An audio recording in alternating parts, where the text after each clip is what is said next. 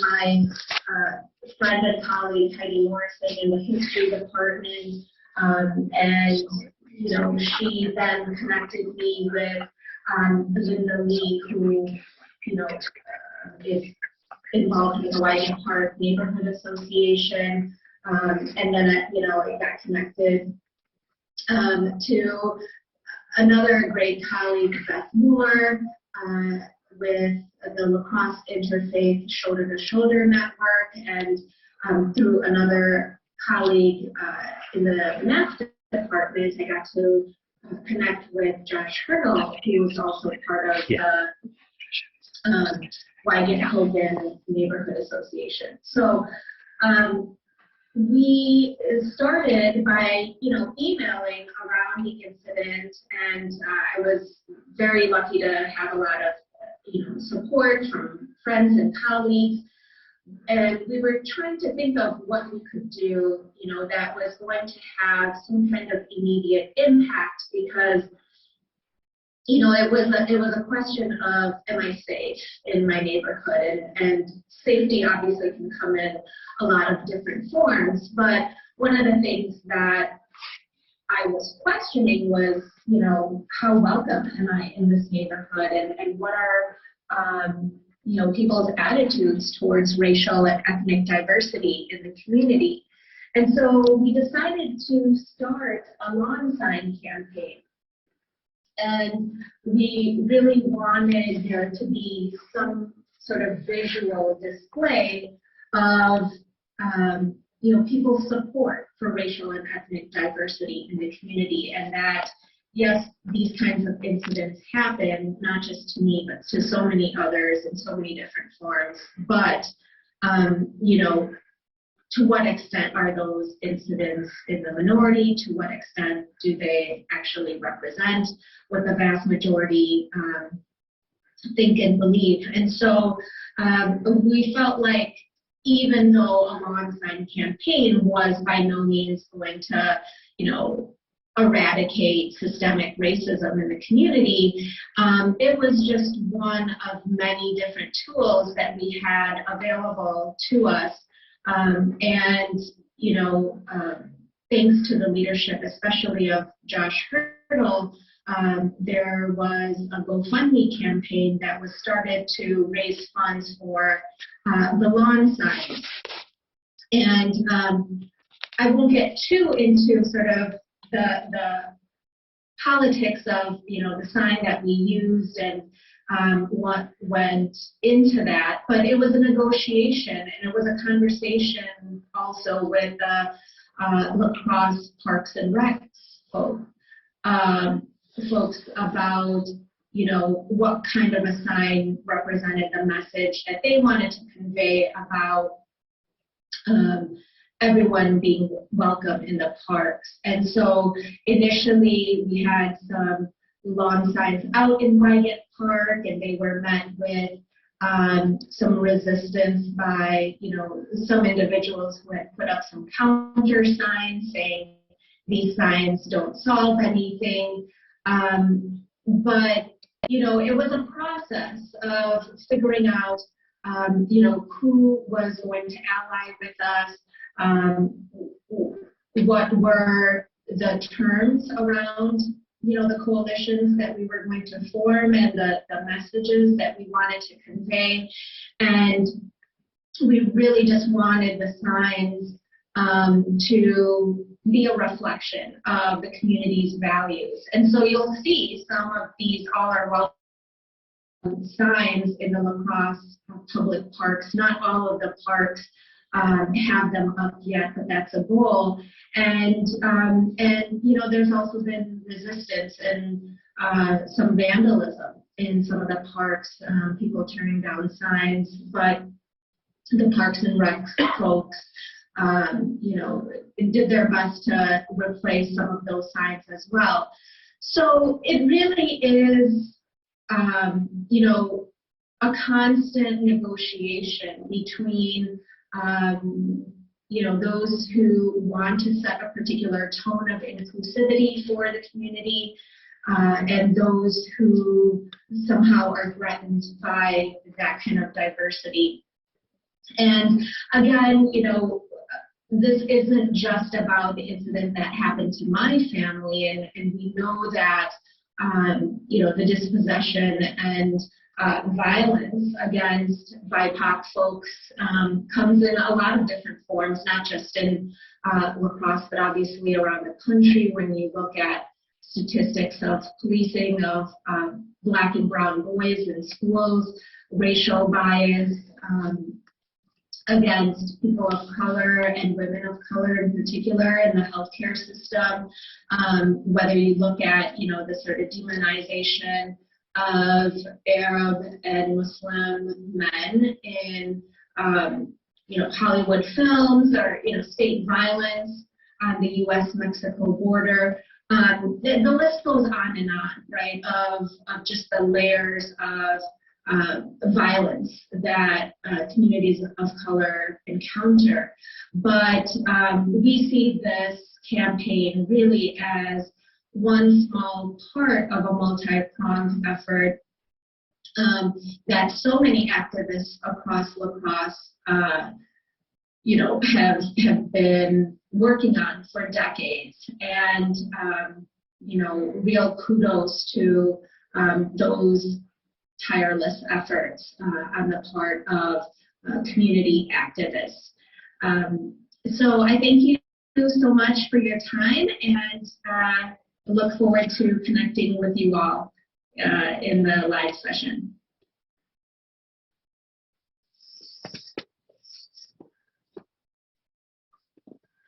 Hi, everyone. So, Maru's story is a really powerful thing. I live across the street from her. And I go there all the time with my dog. I've never experienced something. And I think the idea that a place that I can see from the windows in my house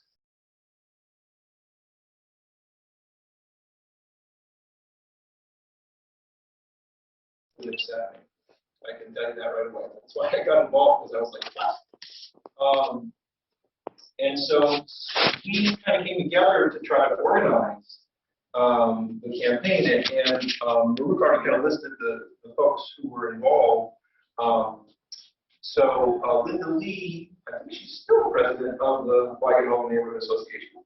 And I'm a member of that. Heidi and Maru and I are all, of course, PWL folks. I was not a member of the Anti-Islam Working Islamophobia Working Group, but they were. Beth Moore is part of the list.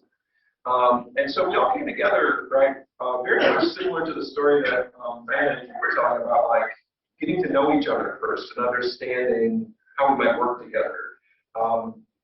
And it was a lot of emailing, a lot of kind of group think on stuff. And then what we decided to do eventually was we had some commitments that we decided. So the first thing was that we wanted to keep our focus on local incidents of hate within this region. We wanted 100% of any donation to go into the campaign, purchasing materials and things. We wanted to offer materials for free and encourage donations, so we didn't want to sell things we didn't have to. We wanted to work with local businesses and organizations in as many capacities as we could. We wanted to be really transparent, and then we also wanted to be nonpartisan. And so the sign that we picked, and we talked about, there's all kinds of different signs, but the sign that we picked, this one, is not something that we made. This is from a campaign that's from North Park, Chicago. And what's so amazing, I think, about their campaign is that they generated this based on some responses and incidents in their community. But then they said, you know what, other people can use this. Other people can use this as much as you want. We contacted them and asked them for a version of the sign that had the wrong language on it. So they're willing to modify it for folks in your community. And just a little background, right? They were trying to promote just and inclusive communities, encouraging neighbors to declare their homes, schools, businesses, and places of worship to be safe places where everyone is welcome and valued. it was really striking, I think, to us to pick something that said hate has no home here versus something like all or welcome or everyone's, we want this to be a sign that people want, well, what? Sort of reaction. One that say it's a push a little bit. The phrase was imagined by a third grader in a kindergarten, right? So it came from youth. And then the graphics was designed by this man named Stephen Lewis. And it's supposed to kind of depict the American flag. And there are different versions of it. So there's this version, and there's a version where it's kind of dark red and same sort of things. So that is where the sign itself came from, the design of the sign. Right, we did have a moment in which we added ours. We talked with some folks from the Ho-Chunk Nation to see if we could get Ho-Chunk on the sign as well. There was a time thing involved too, but it was apparently this phrase is hard to translate into Ho-Chunk, which made me think a lot about why we can say this phrase so easily in English, right? Like, it's interesting that we have a language that can describe hate pretty easily, and then not hate as well. I'm just going to talk briefly about logistics. I want to be mindful of time, and I want to give us some time for questions too. So if you want to start a sign campaign, what are the things that you need to do? So just a little bit about how we're funding ourselves. So I created a GoFundMe, which anybody can do, and created a separate checking account and just pointed the GoFundMe at it. It was a really easy way to do it. Just called the bank and said, "Can I have another checking account?" And I'm like, "Sure, give us more money if you want to." And then I was able to get a checkbook. So you really need a checkbook, right, to pick things.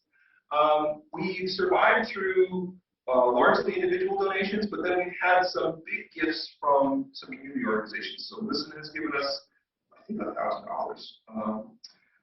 The Franciscan Sisters of Perpetual Adoration has also given us funds. And then the co-op in town used to have a thing where you could go in and say, "Hey, I'd like to be on your bean." There was this thing where you brought a bag in and give you a bean and you could donate it to a local org.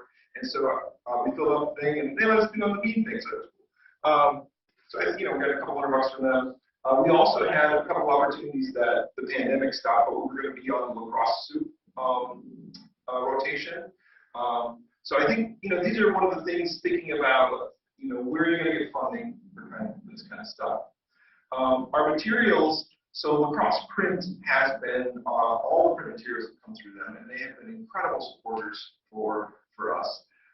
We've worked with them to see how many do we have to buy, how much do we have to buy in order to get to the price point that we can afford. And so we've been purchasing 200 signs at a time right now. But the cleans and everything, they've been giving us a really good rate on, and the flyers, I think they give us the flyer at cost. I think they're just really incredibly supportive. And then the shirts. This is the only shirt I have about. It's a small, it's actually small. So these were made at Coach's Corner up in Holman, and very nice shirts. So the shirts we've been doing more as like kind of a fundraiser to try to just raise enough money to buy more signs. In terms of the challenges, so you've got kind of different parts of the campaign. You've got the buy the stuff, and then you've got the store the stuff, and then you've got the distribute the stuff, right? And so buy the stuff we figured out. Store the stuff is pretty much my garage in my house. Distribute the stuff is really challenging actually, because if I gave everybody here a sign, that would be great, but when do I have those opportunities to see an audience of folks and everybody would want one? And so we attended some different events. There were events that I attended through help with the Lacrosse Waking Up White Collaborative. I was able to bring signs there. So there were different opportunities to go to events and distribute signs. Listen distributed signs at a couple of different events. We set up distribution partners. I have it on the next page. So these were businesses that, at first I think we had one business contact us and say, "Hey, can we have a sign?" And I was like, "Great, can you hold on to signs for me? Can I just put like 5 signs at your place, and then people can come and get them from you?" And that worked. So we had, right now, I don't know if any of these businesses have signs currently because with the pandemic we sort of reduced things. But at one point we had 9 different distribution partners, and it's much easier to drop off 5 signs at Max Auto Repair than to figure out how to individually get those signs to the people. But I think one thing I would keep thinking about is like get a diversity of different kinds of businesses who participate, right? I think there are some maybe businesses on here you say, oh yeah, it makes sense that Global Grounds would probably want some of these signs.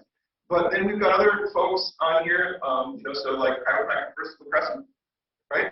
I did not reach out to them; they reached out to me. So I think this is one of the things that it makes me feel good that we've got different businesses participating from all different spaces around the area.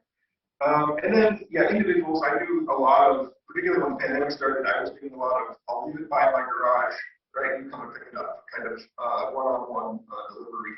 Or just dropping them off people's houses. But yeah, the distribution logistically is a lot of work. So I set up an email address. It has no home LAX at Gmail. That was a good idea from the beginning. Keeps everything organized, right? Put it all in one space. And then you have a mailing list on MailChimp as well that we use. So if you want to sign up for that, so let's just talk briefly about accomplishments and obstacles. I'm going to keep my mind on the time. Yeah. So far we've raised and spent almost all of it, about $9,000. That's equated into 800 yard signs printed. I think I only have about 60 left. 510 window claims, 1,000 flyers. We printed and everything but one, 67 t-shirts are out. And we've got about 260 people on our mailing list right now. And you get very infrequently mailing on mailing lists, so it's a safe mailing list. Here's just a little bit of a timeline just showing you how the campaign. So the campaign, we launched the GoFundMe in August. So Rook's experience happened in August, and we launched the GoFundMe. I think it was a week or 2 afterwards. And then we had signs placed at Wygant Park. Then we added window claims to the distribution. And so I want to talk a little bit about what happened next. So this incident happened at Wygant Park, and so we were really passionate about trying to get signs at Wygant Park. Well, this is city government, and so you can't just put signs at parks. You have to go through the Parks Board. And so Linda Lee, in particular, was our point person, and she went to the Parks Board meetings and asked to have these signs. So we went through this whole approval process. So you see that, like, we started the GoFundMe, we had signs relatively quickly, but then we got them at the park, and then within just about a week, they were removed. Well, no, it was maybe a little couple weeks. They were removed from Wygant. And I'll talk a little bit about the removal, but that was what I think Ruth was talking about. There's sort of this negotiation. We're like, okay, so we don't like these signs. What signs do you like? And we were able to, just working with the city, come up with what are called all our welcome signs. You'll see these at some of the different parks. And then, so the goal is to place those at all. So I'll talk a little bit about those a little bit. There was also, we did a few articles for the Tribune, just speaking out specifically against hate. So if you remember what was happening in April 2020, there was a lot of hate messaging around folks from Asia. There was a lot of stuff with the coronavirus, and so we were trying to give a voice for that. And then just most recently in September, we had an event at Wygant Park kind of celebrating the placement of these all welcome signs. So this was what Ruth was talking about. When we placed the signs around Wygant Park, this showed up like a day later. And it's really interesting to me. First off, what feelings do you have to be feeling to see a sign and get so angry that you make your own sign to go right by the sign, right? Like, what's going on? But then there's this like little tag on the bottom too that is like particularly interesting. Like, don't take my sign down, right? So I think this was, this was a little bit of visible resistance. But this didn't cause the signs to come down. Well, the reason they took the signs down, and this is a long thing from Jay Odegaard at the park, but basically somebody called and said, these signs are political, and the city cannot be endorsing political signs on the park.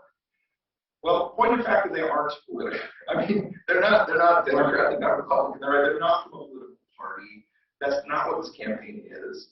But before any of that conversation could happen, city decided they didn't want to deal with it. They just took them down. And even though it took a while to get the signs up, they came down pretty quick because they just ran out there and took them all down within an afternoon. I think we got an email, the signs need to come down, and before we had even like collectively group chatted on it, the signs were already down. And we got them back, of course, and redistributed them, so that's not a big deal. Signs were safe, don't worry about that. But I think it just goes to show, right, one of the challenges that we encounter in trying to push back against hate incidents in the community. And, I don't at all, and I certainly don't want to put this up here to shame anyone. We don't fault anybody for making decisions that they think they need to make. But I think it shows you how challenging it is to try to do this in a way that like the city can enforce. So this is the sign we came up with. Well, actually, we didn't come up with it. The city came up with it. We kind of offered comments and ideas. These are the little over in the corner. That's the all or welcome sign. So it's got a heart. It's got kind of bridges. It's very Crosse, right? And so that was the sign design that, after chatting with the city, they would support, and they said we can't put this up at different parks as means to show, we're trying to be inclusive. And right now, I'm not sure which parks you're at, but the goal is all different parks. So this was the event we had in September, all our local event, which was a really nice event. We had members of the campaign. We had some folks from different organizations in town. The new mayor, Mitch Reynolds, was there to give some comments. And it was just a nice gathering. And I think it was important to us that we did this at a place that really spawned around the campaign itself. Right? So I kind of want to leave it open there. Oh, good. That's like 6:30, so we have a little bit of time. But I think we really welcome questions. I'm happy to talk about anything related to the campaign. I'm sure listening is happy to chat about anything related to listen. And I would really like to not carry all these things back to the car. So if you already have one, then you can take another one for your friend who doesn't, or your neighbor, or whatnot. Because the only thing that's going to happen is if I run out, I'm just going to find more. So you don't have to worry about me. But are there any questions anyone has for any of us out here?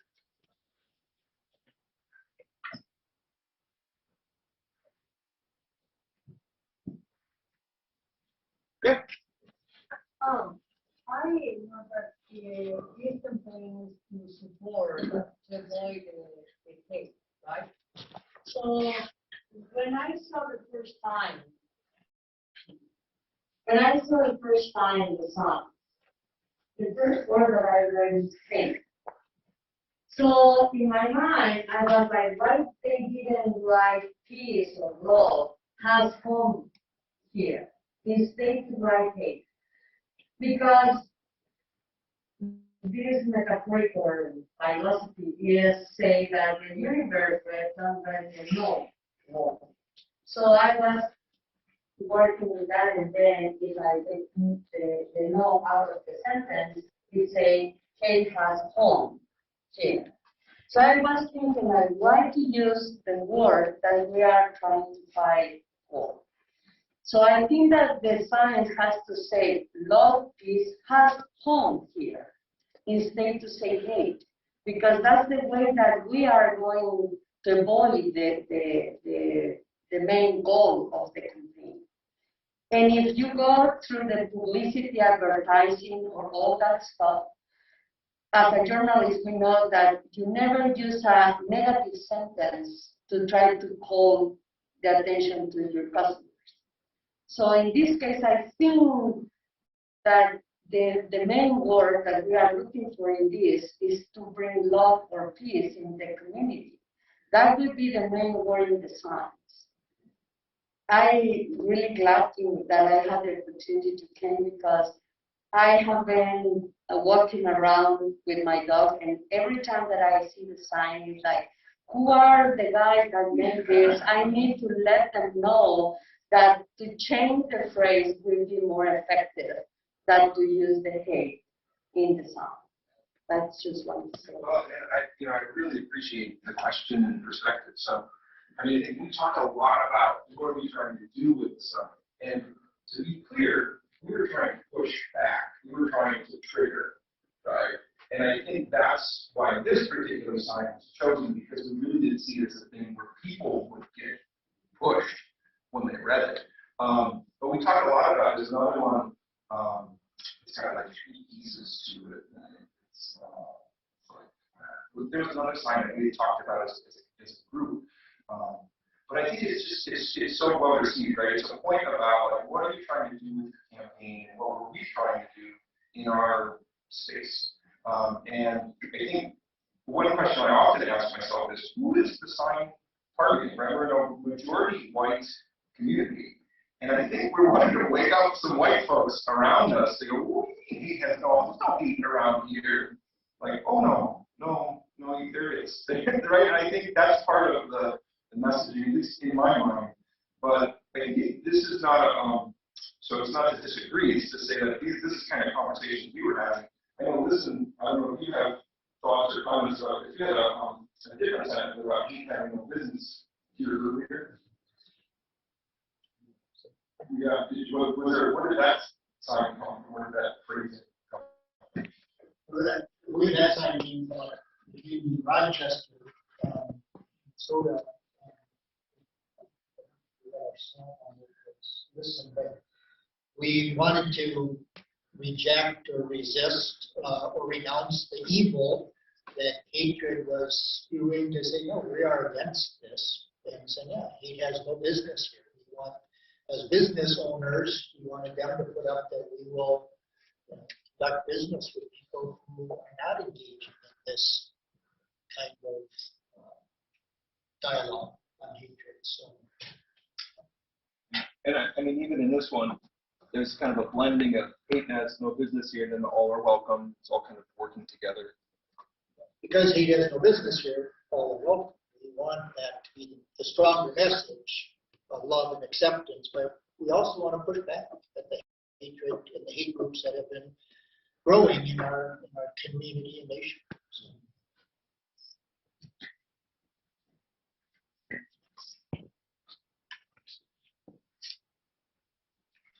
I'm assuming, have you gone to any other neighborhood associations to offer signs or talk as a speaker?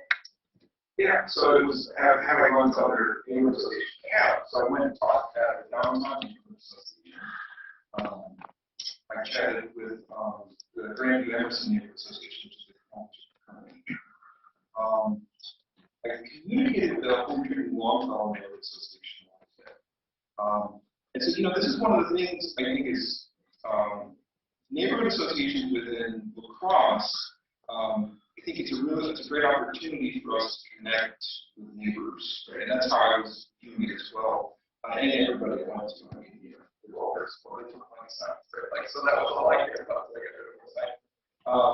But particularly Grandview Emerson, they made it a real goal of theirs to try to distribute a bunch of signs. We had folks within the neighborhood who said, hey, I'll take 20 signs and I'll just distribute them to neighbors. And that was a huge help for us, because like I said, the distribution of things can become pretty tough.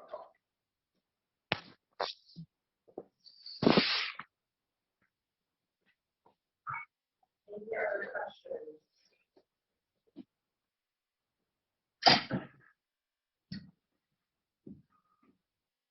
All right. Thanks, everybody. You guys have some materials going on? Thank you very much. So this session is the keynote speaker. That's happening in the theater in the Union. So that's Adam Maurer and Jose Rubio Zepeda. So we hope to see you there, and thank you all for coming.